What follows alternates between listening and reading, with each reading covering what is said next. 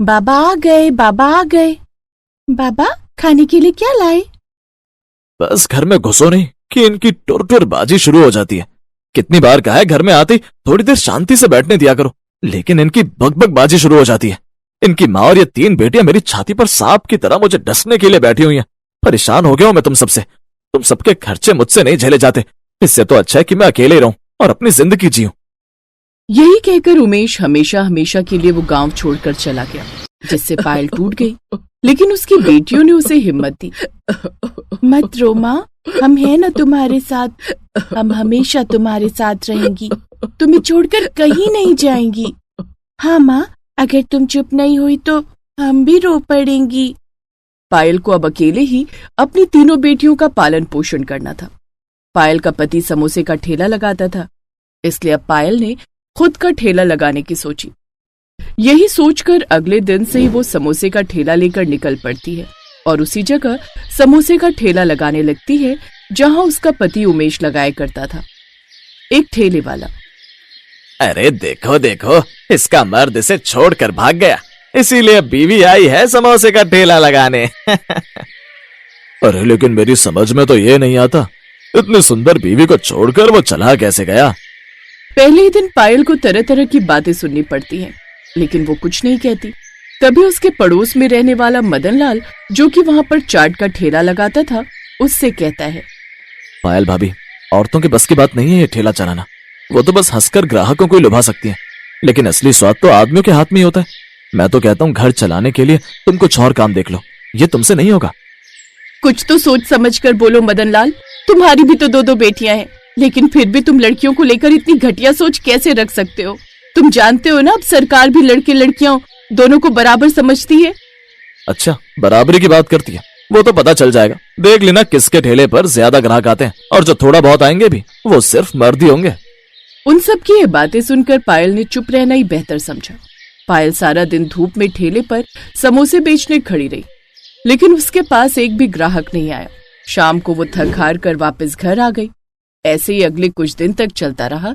उसके पास 2-4 ग्राहक ही आते, जिससे उसके समोसे बच जाते। एक शाम वो उदास होकर घर लौटी। माँ आ गई तुम बैठो, मैं पानी लेकर आती हूँ तुम्हारे लिए। तभी पायल खाट पर लेटी अपनी बूढ़ी सास के पास जाती है। मैं कितनी खुशकिस्मत हूँ जो मुझे तू मिली बहू।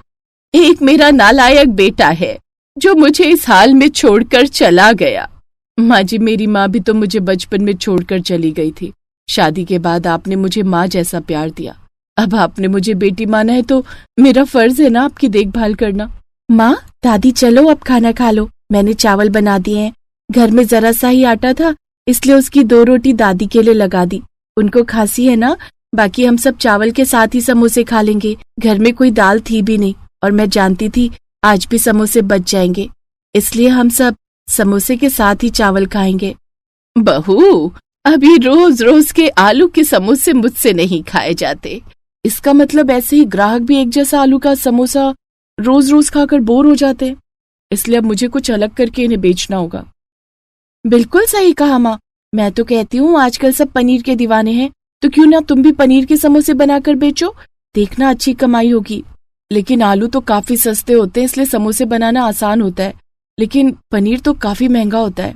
वो सब बातें कर ही रहे थे कि तभी पड़ोस की कमला काकी रोते हुए उनके घर आती है। अरे कमला काकी, क्या हुआ? आप रो क्यों रही हो? सब ठीक तो है ना? पायल बहू, तुम तो जानती हो मेरे बेटे के अलावा हमारा कोई नहीं है, और वो शहर में रहकर नौकरी करता है और वहीं से मुझे खर्चा बेचता है। लेकिन अभी अभी किसी का फोन आया था कि उसका शहर में एक्सीडेंट हो गया है और वो अभी अस्पताल में है, इसीलिए मुझे फौरन बुलाया है, तो मुझे शहर जाना होगा। लेकिन मेरे पति, तेरे काका, वो बूढ़े हो गए और बीमार भी रहते, तो वो नहीं जा पाएंगे वहाँ, इसीलिए वो यहीं रहेंगे। साथ ही मेरी गाय राधा, वो अकेली रह जाएगी, इसीलिए मैं चाहती हूँ कि तुम उन्हें संभाल कर रख लो।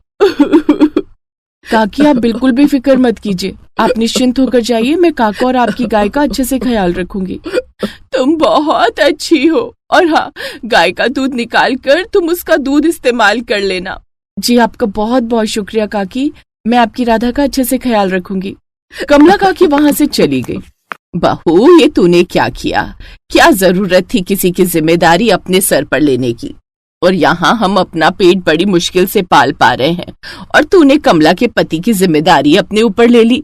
माँ जी, हर इंसान अपना भाग्य लेकर आता है और भगवान की मर्जी के आगे कहाँ किसी की चली है। ये सब उन्हीं की मर्जी होगी। वैसे माँ, आप उस गाय से दूध निकालकर उसका पनीर बनाकर समोसों में भर सकती हो सकता है पनीर के समोसे अच्छे से बिक जाए। वैसे भी पनीर के समोसे तो खाने में और भी टेस्टी लगते होंगे। मेरा तो बड़ा मन कर रहा है पनीर के समोसे खाने का। कल आप मुझे बनाकर खिलाओगी ना? हाँ, ये बात तो एकदम ठीक है। तो बहू, ये तय रहा, कल तू आलू के थोड़े से समोसे लेकर ही जाना। कल मैं और मेरी पोतियां पनीर बनाने की सारी तैयारी कर लेंगी। फिर परसों से तुम पनीर के समोसे ही बेचना। ठीक है माँ जी, अब ये भी करके देख लेते हैं। फिर अगले दिन वो फिर से आलू के समोसे बनाकर बाजार की ओर निकल पड़ती है। अब वो सुबह से शाम तक सारा दिन गर्मी में समोसे बेचती है, लेकिन उस दिन भी उसकी दुकान पर 1-2 ग्राहक ही आते हैं। पायल बहन, इस बाजार में समोसे की 3 दुकानें और वो तीनों ही आलू के समोसे ही बेचते हैं। अपना कुछ अलग तरह के समोसे खाने का मन करता है।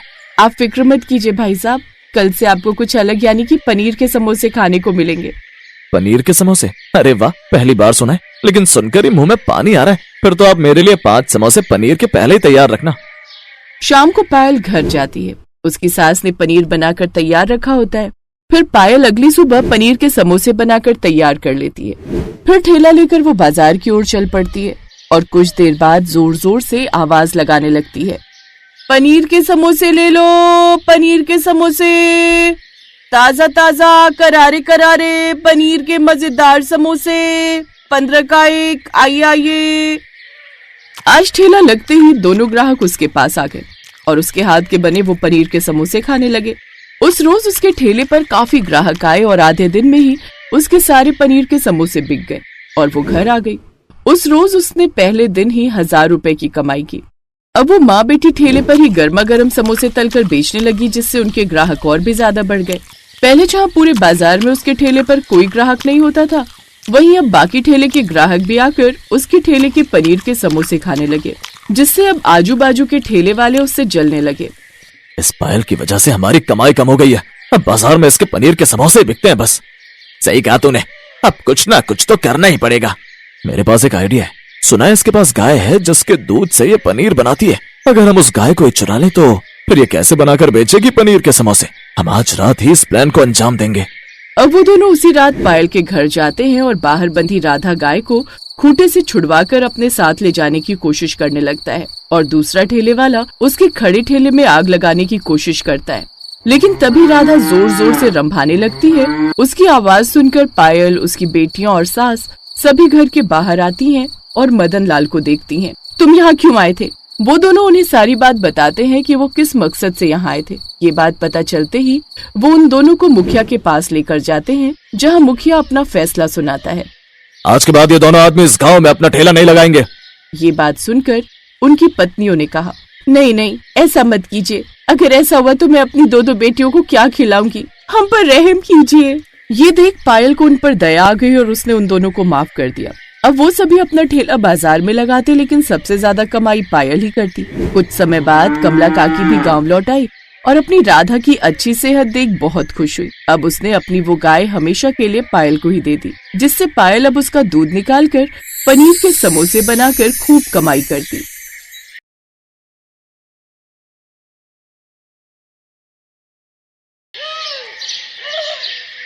क्रांति अपनी 2 बेटियों रोशनी और प्रज्ञा के साथ एक किराए के कमरे में रहती थी। क्रांति का जीवन अंधकार में डूब गया जब उसे ये पता चला कि उसका पति पहले से ही शादीशुदा है और 2 बच्चों का बाप है। शादी के 11 साल हो जाने पर और मन भर जाने पर उसके पति ने उसे दूध में पड़ी मक्खी की तरह निकाल कर फेंक दिया। उसके पास अब कोई रास्ता नहीं था।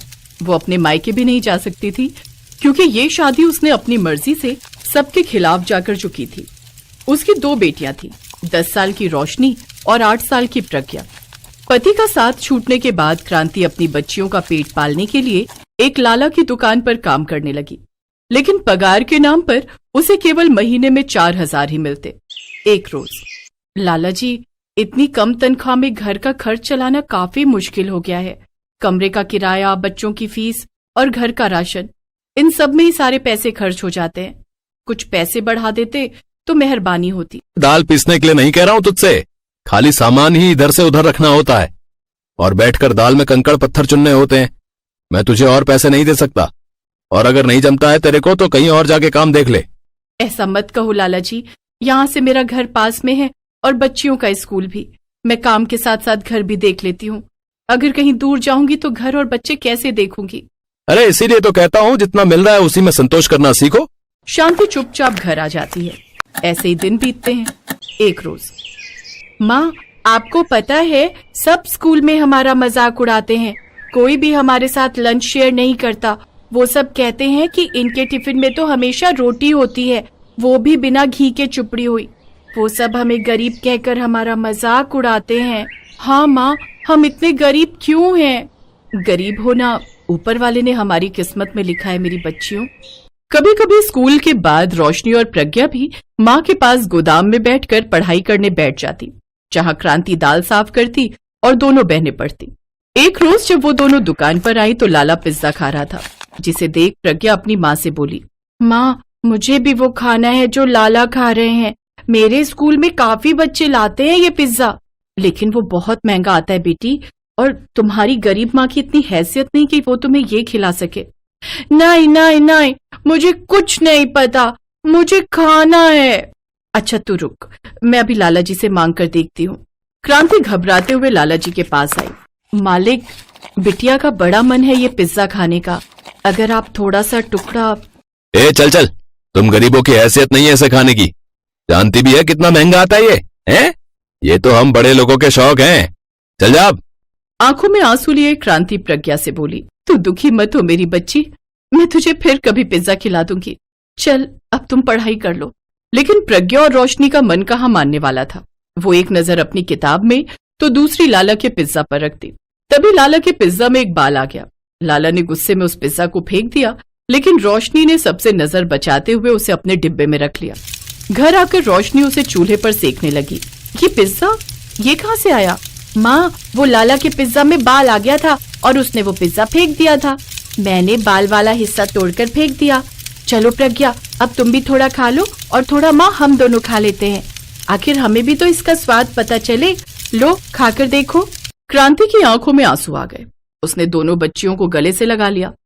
फिर रोशनी ने एक टुकड़ा तोड़कर अपनी माँ और बहन के मुंह में दे दिया। अरे वाह, ये तो बड़ा स्वादिष्ट है। हाँ, सचमुच मजा आ गया। ऐसे ही समय बीता। एक रोज जब रोशनी और प्रज्ञा स्कूल से लौट रही थी, तो रास्ते में उनकी नजर एक ठेले पर वेज पिज्जा और पनीर का पिज्जा बना रहे मदन पर जाती है।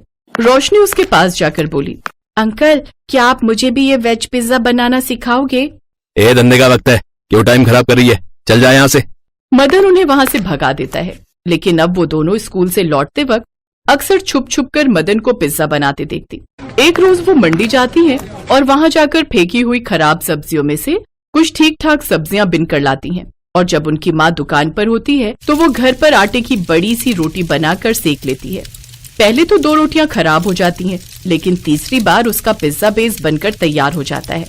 फिर उन सब्जियों को छोटा छोटा काट कर वो उस पर डाल देती है। पिज्जा जितना दिखने में खूबसूरत था, उससे कहीं ज्यादा वो खाने में लाजवाब था। वाह छोटी, हम तो पिज्जा बनाने में माहिर हो गए। ये वाला माँ के लिए रख देते हैं, वो खाएगी तो खुश हो जाएगी। उस रोज उन्होंने पेट भर पिज्जा खाया, लेकिन तभी दुकान से बिरजू भागता हुआ आया। रोशनी, प्रज्ञा, अरे जल्दी चलो, तुम्हारी माँ की तबीयत ठीक नहीं है। क्या हुआ माँ को? वो अचानक से बेहोश हो गई है। वो सभी क्रांति को लेकर अस्पताल पहुँचते हैं, जहाँ डॉक्टर उसे बीपी लो की शिकायत बताते हैं। साथ ही कमजोरी के कारण उसे कुछ दिन के बेड रेस्ट पर रहने के लिए कहते हैं। अब से तुम्हें काम पर जाने की जरूरत नहीं है माँ, अब तुम बस आराम करो। हमने उस लाला को भी मना कर दिया है कि तुम अब उसके यहाँ काम नहीं करोगी। लेकिन मैं आराम करूंगी तो घर कौन संभालेगा? हम दोनों हैं ना माँ, अब आप बस आराम करो। क्रांति के पास रखे थोड़े से पैसों से वो पिज्जा बनाने का सामान लाती है। फिर दोनों सड़क किनारे बोरी पर ही पिज्जा बनाकर बेचने लगती हैं, क्योंकि ठेला खरीदने के लिए अभी उनके पास पैसे नहीं थे। वो जोर जोर से लोगों को आवाज देकर बुलाने लगती, आओ आओ प्यारे लोगों, आओ हमारा स्वादिष्ट पिज्जा खाओ, एक बार खाओगे तो बार बार आओगे। सिर्फ 50 रुपए के सस्ते दामों में खाओ। इतना सस्ता पिज्जा सुनकर कुछ लोग उनके पास आ जाते हैं और उनसे वो पिज्जा लेते हैं। पहले दिन उनकी थोड़ी सी कमाई हो जाती है। फिर एक औरत उनके पास आती है, एक वेज पिज्जा मुझे भी देना। वाह, इसमें तो क्या लाजवाब स्वाद है।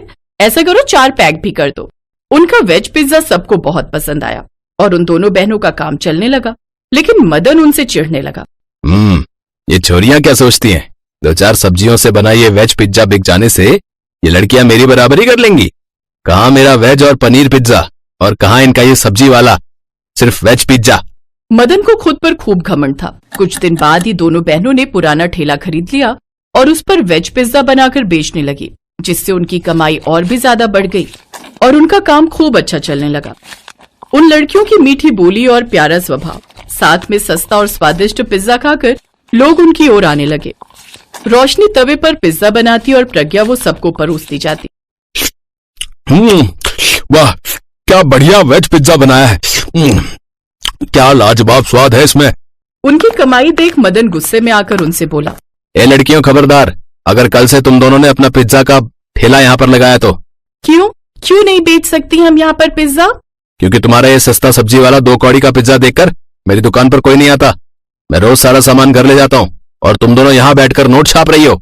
लेकिन वो दोनों नहीं मानती और अगले दिन से वो फिर से पिज्जा बनाकर बेचने लगती है। मदन उनके ठेले पर जाता है और वहाँ खड़े ग्राहकों से कहता है, आप सब मेरे ठेले पर आइए, वहाँ आपको पनीर पिज्जा मिलेगा। आपको ये बेकार सब्जी वाला पिज्जा नहीं खाना पड़ेगा। तुम्हारे पिज्जा में तो रत्ती भर का स्वाद भी नहीं है जो स्वाद इसके इस वेज पिज्जा में है। न जाने क्या मिलाती हैं ये 2 कौड़ी की लड़कियां अपने इस वेज पिज्जा में।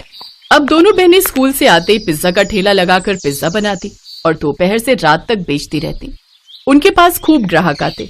ये देख अब मदन से रहा नहीं गया और एक शाम जब दोनों बहनें काम समेटकर घर जाने लगी तो मदन एक बड़ा सा डंडा लाए और उनके ठेले को तोड़ फोड़ करके वहां से चला गया। तभी एक बड़ी सी गाड़ी वहां आकर रुकी, जिसमें से एक आदमी बाहर आया। अरे सुना है यहाँ कोई लड़कियां वेज पिज्जा बनाकर बेचती हैं। क्या आप बता सकती हैं उनका ठेला कहाँ है? ये सुनते ही दोनों बहनें रोने लगी। अंकल जी, हम ही यहाँ पिज्जा बनाकर बेचती थी, लेकिन एक अंकल ने हमारा सारा ठेला तोड़ दिया। उन्होंने उसे सारी बात बताई। फिर उस सेठ ने उनसे कहा, मैं एक आश्रम चलाता हूँ, मुझे वहां के 1200 बच्चों के लिए तुमसे पिज्जा बनवाना है। सारा सामान मैं तुम्हें खुद खरीद कर दूंगा। बस तुम दोनों हिम्मत मत हारो, क्योंकि तुम जैसे बच्चे ही इस देश के गरीब बच्चों का भविष्य हैं। वो सेठ बड़े ही दिलदार थे। उन दोनों ने जो कुछ खोया था उससे कहीं गुना ज्यादा ही उन्हें मिला। दोनों ने अगले 2 दिन में 1200 पिज्जा अनाथ आश्रम में भिजवा दिए, जिससे उन्हें अच्छी कमाई हुई। अब उन्होंने एक नया ठेला खरीदा और फिर से उसी जगह पर पिज्जा बनाकर बेचने लगी। धीरे धीरे क्रांति भी पूरी तरह ठीक हो गई और अब वो भी अपनी बेटियों का इस काम में साथ देने लगी। उनके पास अब शादी पार्टियों के भी कई ऑर्डर आने लगे, जिससे वो अब दिन दुगनी रात चौगुनी तरक्की करने लगे। मदन भी समझ गया कि अच्छाई की जीत होकर ही रहती है, इसलिए उसने अब उन्हें परेशान करना बंद कर दिया और अपना काम बंद कर